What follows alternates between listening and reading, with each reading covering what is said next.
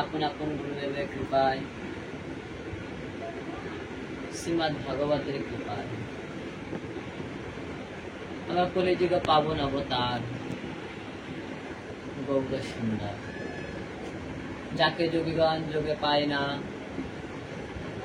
যাকে মুনিগণ মনে পায় না, যাকে ধ্যানীগণ ধ্যানে পায় না, সে বিষ্ণু প্রিয়ার প্রাণনাথ, আমার লক্ষ্মী প্রিয়ার প্রাণ বল্লভ। ব্রহ্মা ব্রহ্মলোকে পায় না, ইন্দ্র ইন্দ্রলোকে পায় না, রুদ্র রুদ্রলোকে পায় না, সেই সচিনন্দন গৌর হরি আজ তিনি কিনা এই কলির জীবকে উদ্ধার করবার জন্য শ্রীরাম নবদ্বীপ ধামে আবির্ভূত হলেন। নবদ্বীপ হেনগ্রাম ত্রিভুবনে নাই, যাহা অবতীর্ণ হইলেন চৈতন্য গোসাই। ধন্য কলির জীব, ধন্য কলির মানুষ, যে আমাদের সোনার নদী আয় স্বয়ং গৌর হরি আবির্ভূত হয়েছে। সেই গৌর হরির কৃপায় আজ আমরা সবাই গৌর কথা, কৃষ্ণ কথা আস্বাদন করবার মতন সুযোগ পেয়েছি। নরোত্তম ঠাকুর বলেছিলেন, ধনমর নিত্যানন্দ, পতিমর গৌরচন্দ্র, প্রাণমর যুগল কিশোর। যদি কেউ মনে করে আমি গৌর সেবা করব, যদি কেউ গৌর ধনে ধনী হতে চাও, সবার আগে আমার নিতাই যাদের কৃপা না হলে কখনো গৌর হরির সেবা করা যায় না। নিতাই পদ কমল কোটি চন্দ্র সুশীতল, যে ছায়া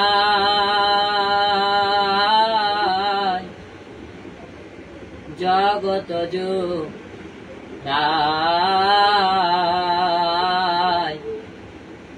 যে ছায়ায় জগত জোড়ায়, হেন নিতাই দিনের ভাই, রাধা কৃষ্ণ পাই কি না পাই, দৃঢ় করি ধর নিতায়ে পাই, দৃঢ় করি ধর নিতায়ের পাই। ও তোমরা ভজ ভজ নিতাই, ভজ ভজ ভজ, ও ভাই নিতাই ভজ। ও তোমরা নিতাই ভজলে প্রাণের গৌর পাবে, তোমরা ভজ ভজ নিতাই ভজ। তাই নরোত্তম বড় দুঃখী, ওই নিতাই মোরে বড় সুখী। আর নরোত্তম বড় দুঃখী,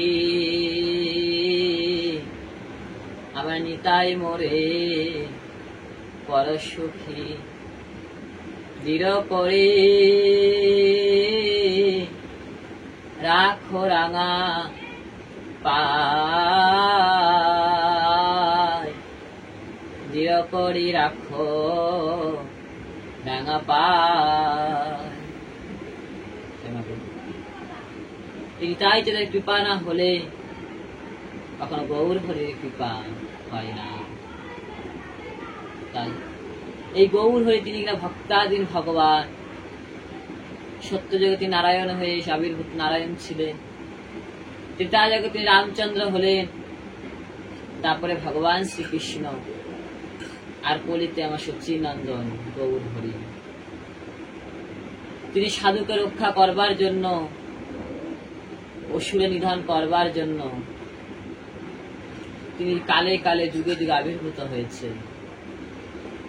কখনো তিনি জগন্নাথ রূপে আবির্ভূত হয়েছেন, কখনো তিনি বামন রূপে আবির্ভূত হয়েছেন, কখনো তিনি বরাহ রূপে আবির্ভূত হয়েছেন। তিনি কখনো সখা রূপে সেবা করেছেন, কখনো আবার সন্তান রূপে মায়ের বাৎসল্য প্রেম গ্রহণ করেছেন। এই গৌর হরি অপার করুণাময়ী, কৃপাময়ী। নীলাচলে অত্যন্ত কাছে একটি গ্রাম, সেখানে জন্ম নিয়েছিলেন ভক্ত মাধব। একদিন মাধবের পিতা মাধব বলছে, মাধব আমি তো নীলাচলে যাব, নীলাচলে গিয়ে আমি জগন্নাথ দর্শন করবো। আচ্ছা বল মাধব, তোর জন্য আমি কি নিয়ে আসবো? সেদিন মাধব বলেছিল, পিতা তুমি নীলাচলে যাচ্ছ, আমি অনেক খেলনা আছো পিতা, তুমি আমার জন্য একটা বন্ধু নিয়ে এসো। বেশ মাধব। এই মাধবের কথা মতন তার পিতা চলে গেলেন নীলাচলে। নীলাচলে দর্শন করে, জগন্নাথ দর্শন করে ফিরবার সময় মাধবের জন্য একটা ছোট্ট কাঠের জগন্নাথ কিনে নিয়ে আসেন, দারু বিগ্রহ। মাধব অপেক্ষায় রয়েছে কখন তার পিতা আসবে। মাধবের পিতা যখন গৃহে প্রবেশ করলেন, মাধব ছুটে গিয়ে মাধবের পিতাকে জড়িয়ে ধরেছে। বাবা বলো পিতা বলো, আমার জন্য তুমি কি বন্ধু নিয়ে এসেছ? মাধবের পিতা ঝোলাচ্ছে ছোট্ট জগন্নাথ বার করেছে। মাধব এই নে, এই তোর বন্ধু। না বাবা, এই বন্ধু আমি নেব না। এই বন্ধু গায়ের রং কালো, বন্ধুর হাত নেই, পা নেই, বন্ধু কথা বলতে পারে না, বন্ধুর বড় বড় চোখ, মানে এই বন্ধু আমি নেব না। মাধবের পিতা বলছে, মাধব এই বন্ধু একদিন হাত হবে, পা হবে, একদিন এই বন্ধু তোর সঙ্গে কথা বলবে। সত্যি বাবা? হ্যাঁ মাধব, খেলতে খেলতে একদিন এই বন্ধু তোর সঙ্গে কথা বলবে। মাধব জগন্নাথকে ঘরের মধ্যে নিয়ে গিয়ে জগন্নাথ বলছে, চল বন্ধু চল, আমরা দুজনে না খেলা করি। ও আমি বুঝেছি, তোর মনে খিদে পেয়ে গেছে, বল বন্ধু। বেশ, তাই তোদের খাবার নিয়ে আসি, তুই খেতে দিলে তুই খেলা করবি তো বন্ধু? মাধব মাগ যখন জগন্নাথের সামনে খাবার দিলেন, জগন্নাথ সেবা করলেন না। মাধব সঙ্গে সঙ্গে ছুটে এসে মাকে বলেছে, মা আমি বলেছিলাম এই বন্ধু কথা বলে না, এই বন্ধু তাকায় না, এই বন্ধু খায় না, এই বন্ধু আমি নেব না, এই বন্ধু আমি নেব না। না মাধব, অমন করতে নেই। এই বন্ধু তখনই কথা বলে কখন জানিস? যখন তার গুরু কৃপা হয়। মাধব তোমার তখন গুরু কৃপা হয়নি। মা কে হবে আমার গুরু বলো মা, বলো। যাও মাধব, তুমি স্নান করে আসো, আজ আমি তোমায় দীক্ষা দেব, আজ থেকে আমি হব তোমার গুরু। মাধব মাকে স্নান করে আসলেন, মাধব এলো, মাধবকে দীক্ষা দিলেন। আচ্ছা মা, ও বলো, তুমি তো আমার গুরু হলে, এই বন্ধুকে আমার সঙ্গে কথা বলবে? আচ্ছা মা, আমার বন্ধুর নাম কি বলো তো? মাধবের মা বলছে, মাধব অনন্ত কৃষ্ণের নাম অনন্ত মহিমা, নারদ আদি ব্যাসদেব দিতে না রে সীমা। একে কেউ কৃষ্ণচন্দ্র বলে ডাকে, একে কেউ জগন্নাথ বলে ডাকে, কেউ নারায়ণ, কেউ বামন, কেউ পরশুরাম, কেউ বরাহ। কিন্তু এর মধ্যে সব থেকে দুটো নাম প্রসিদ্ধ, একটা হলো কৃষ্ণ কানাইয়া আর একটা হলো জগন্নাথ। বেশ মা, আজ থেকে তবে আমার বন্ধুকে আমি জগন্নাথ বলে ডাকবো। মাধব এইভাবে জগন্নাথ কিনে দিনে দিনে খেলা করতে লাগে। হঠাৎ একদিন মাধব শুনলেন তার পিতা চিরদিনের মতন তাকে ছেড়ে চলে গেছে। মাধব পিতার সব দেহ দাহ করে মাধব তার মাকে বলছো, মা মাগো আমি নীলাচলে চলে যাব মা, আমি আর থাকবো না। মাধবের বা মাধবকে বুকের মধ্যে জড়িয়ে ধরছে। মাধব, তো বাবা আমায় ছেড়ে চলে গেল, আজ তুই যদি আমায় ছেড়ে চলে যাস বল মাধব, আজ আমি কি নিয়ে থাকবো? তবে শোন বাবা, তবে শোন, তুই যেদিন আমার কাছে দীক্ষা নিয়েছিলিস সেদিন তোকে আমি কিছু বলিনি। তবে আজ যখন তুই চলে যাবি, তাহলে যাওয়ার আগে তুই আমার গুরু প্রণামীটা দিয়ে যা। বলো বা বলো, কি তোমার সেই গুরু প্রণামী, গুরু দক্ষিণা? শোন বাবা, তুই যাওয়ার আগে বিবাহ করে আমার কোলে আমার একটি সন্তান দিয়ে যা। মাধব গুরুদেবের কথা মতন, মায়ের কথা মতন একটি বিবাহ করলেন, একটি সন্তান মায়ের কোলে দিয়েছে। মাগো আমি চললাম নীলাচলে জগন্নাথের কাছে। মাধব এইভাবে নীলাচলে চলে গেলেন। 3 দিন হয়ে যায়, মাধব ক্ষুধার জ্বালা সহ্য করতে পারে না। একদিন জগন্নাথ মাধবের জন্য স্বর্ণ থালায় করে যখন মহাপ্রসাদ নিয়ে আসছিলেন, এমন সময় লক্ষ্মী বলছে, দাঁড়াও প্রভু, তুমি কোথায় যাচ্ছ? লক্ষ্মী, ওই দেখো আমার ভক্ত মাধব আজ ক্ষুধার জ্বালা সহ্য করতে পারে না। প্রভু তুমি আমায় দাও, আমি প্রসাদ নিয়ে যাও মাধবের জন্য। মাধবের জন্য প্রসাদ নিয়ে আসলেন লক্ষ্মী। স্বর্ণ থালা যখনই লাগলেন, শব্দ শুনে মাধবের ঘুম ভেঙে গেল। কে কে? এই কথা শ্রবণ করে লক্ষ্মী দেবী ছুটে চলে গেলেন স্বর্ণ মন্দিরে, সূর্য মন্দিরে।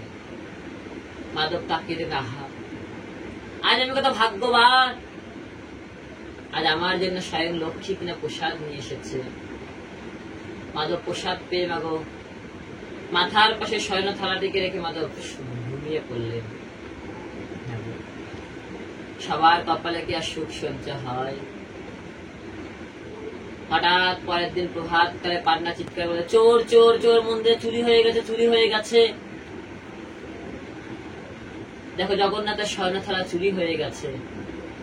পান্ডারা খুঁজতে খুঁজতে বাইরে এসে দেখলেন মাধবের মাথার সামনে স্বর্ণ থালা। মাধবকে নিয়ে কারাগারে বন্দী করে রাখলেন। মাধব বলে, জগন্নাথ আমি তোকে চুরি করতে বলিনি জগন্নাথ, আজ তুই চুরি করে আমি প্রসাদ খাওয়ালি, আবার তুই মার খাওয়ালি। ও জগন্নাথ, আমি শুনেছি তুই নাকি আমার বন্ধু হয়ে আমার কাছে আসবি। তবে শোন, যতদিন তুই আমার কাছে না আসবি ততদিন আমি আর কথা বলবো না, আমি এই মৌন ব্রত করলাম। একদিন যায়, 2 দিন যায়, 3 দিন যায়, 7 দিন হয়ে গেল। জগন্নাথ তিনি কারাগারের মধ্যে প্রবেশ করে হচ্ছে, মাধব মাধব, এই দেখো মাধব আমি এসেছি, আমি জগন্নাথ। না জগন্নাথ, তুই আর বন্ধু হতে পারিস না, কারণ আমি তো তোকে বলিনি চুরি করতে, আর তুই চুরি করে প্রসাদ দিলি, আর তুই আবার মার খাওয়ালি। জগন্নাথ পান্ডাকে আদেশ করলেন, পান্ডা মাধবকে মুক্ত করে দিলেন। আজ মাধবের মা জগন্নাথের তো অভিমান হয়েছে। মাধবের 7 দিন হয়ে গেল জগন্নাথ দর্শন করতে আসে না। আজ মাধব শ্রী মন্দিরের বাইরে একটি ছোট্ট কুঠিয়া করে তার মধ্যে কৃষ্ণ নাম জপ করেন। হরে কৃষ্ণ হরে কৃষ্ণ কৃষ্ণ কৃষ্ণ হরে হরে, হরে রাম হরে রাম রাম রাম হরে হরে হরে। আজ মাধব যখন এইভাবে জপ করতে থাকে, এমন সময় জগন্নাথ বলছে, মাধব আমি তোমায় মুক্ত করে দিলাম মাধব, আজ তুমি কিনা আমার কাছে আসছো না। আর জগন্নাথ ক্রোধের বশে মাধবের অঙ্গে দিয়ে দিলেন আমাশা। আজ মাধব আমাশা রোগে আক্রান্ত হয়ে আজ মাধবের শৌচ করবে, সে শক্তিটুকু নেই জল আনার মতো। স্বয়ং জগন্নাথ মাধবের জন্য শৌচের জল এনে বলছে, মাধব এই না মাধব তুমি শৌচ করছো। কে তুমি? বলছে, মাধব আমি হলাম তোমার বন্ধু জগন্নাথ। বলছে, জগন্নাথ। আর জগন্নাথ মাকে তার ভগবানত্ব পরিত্যাগ করে আস্তে ভক্তের জন্য শৌচের জল এনে দিলেন। মাধব শৌচ করে ভগবানকে প্রণাম করা মাত্রই আজ মাধব ভালো হয়ে গেলেন। সেদিন থেকে জগন্নাথ আর মাধব বন্ধু হয়ে সারা নীলাচলে ঘুরতে লাগে। হঠাৎ একদিন মাধব জগন্নাথ বাইরে বেরিয়ে দেখলেন গোপালের বাগানে কত সুন্দর সুন্দর পাকা কাঁঠাল হয়েছে। মাধব জগন্নাথ মাধবকে ডাকছে, মাধব মাধব। আর জগন্নাথের মধুর স্বর শ্রবণ করে মাধব ছুটে এসে বলছে, বলো প্রভু, বলো সখা, বলো কেন ডাকছে? বলছে, মাধব তাকিয়ে দেখো গোপালের বাগানে কত সুন্দর সুন্দর কাঁঠাল হয়েছে, আমাদের বলে ইচ্ছে করে কাঁঠাল খাবো। মাধব বলছে, প্রভু গো তুমি যদি পান্ডাকে বলো, পান্ডা 56 ভাগে তোমার জন্য কত কাঁঠাল দিতে পারে। মাধব পান্ডার দেওয়া আর চুরি করে খাওয়া কি এক হলো মাধব? চুরি করে খাওয়ার তো মজাই আলাদা। মাধব বলছে, না না চুরি করে খেয়েও নাই, বাগানে পাহারাদার আছে, চৌকিদার আছে। চল মাধব তুই নিচে দাঁড়াবি আর আমি উপর থেকে কাঁঠাল পেরে পেরে দেবো। আজবা জগন্নাথ কি করলেন, মাধবের হাতখানা জোর করে নিয়ে গেলেন। আর জোর করে নিয়ে গিয়ে মাধব বলছে, মাধব তুমি গাছের নিচে দাঁড়াও। আর জগন্নাথ যখন মাকে একটি কাঁঠাল যখন নিয়ে যখনই ছুঁড়ে দিলেন, মাধবের সঙ্গে সঙ্গে হাতে লেগে মাধব কাঁঠাল নিচে পড়ে গেলেন। শব্দ শোনা মাত্রই চৌকিদার ছুটে আসলেন, চোর চোর চোর। পাহারাদারের শব্দ শুনে জগন্নাথ মাকে পালিয়ে গেলেন। জগন্নাথের গলায় যে উত্তরীয় ছিল সেটা মাগো কাটা ঝোপের মধ্যে বেঁধে গেলেন। মাধব বলছে, মেরো না মেরো না মেরো না, আমি চুরি করিনি, আমি চুরি করিনি, চুরি করেছে স্বয়ং জগন্নাথ। ওই দেখো তার প্রমাণ। সত্যি তো, এটা জগন্নাথের কাপড়, তবে জগন্নাথ চুরি করেছে, ও তার প্রমাণ নেবে। তবে চলো আমার সঙ্গে, চলো শ্রীমন্দিরে। আজ মাধব মা কি করলেন, তিনি শ্রীমন্দিরে গেলেন। শ্রীমন্দিরে জগন্নাথ বলছে, জগন্নাথ জগন্নাথ তুমি সত্যি করে বলো, কাঁঠাল তুমি চুরি করেছো না এই কাঁঠাল আমি চুরি করেছি? জগন্নাথ বলছে, পান্ডা ওকে মেরো না, কাঁঠাল ও চুরি করেনি, কাঁঠাল চুরি করেছে আমি। তখন পান্ডা বলে, গো এই মাধবকে মেরো না, এ তো সাধারণ কেউ নয়, এ হচ্ছে জগন্নাথ সখা মাধব। দেখো মা, স্বয়ং ভগবান তিনি ভক্তের জন্য চুরি করে খেয়েছিলেন। এই গৌরী বলেন, হরে কৃষ্ণ কৃষ্ণ কৃষ্ণ হরে হরে, হরে রাম রাম রাম হরে হরে। প্রভু বলে কহিলাম এই মহামন্ত্র, ইহা গিয়া জপ ঘরে করিয়া নিবন্ধ, ইয়া হইতে সর্বসিদ্ধ হইবে সবার, সর্বক্ষণ বলে এতে বিধি না হিয়ার। কি শয়নে কি ভজনে কিংবা জাগরণে, আহরণে শ্রীকৃষ্ণ বল বল হো বদনে। সেদিন থেকে জগন্নাথ আর মাধব জগন্নাথের সেবা করতে লাগলেন। ভক্ত আর ভগবানের মিলন হইল, প্রেমানন্দে বদন ভরে বল হরি হরি বল।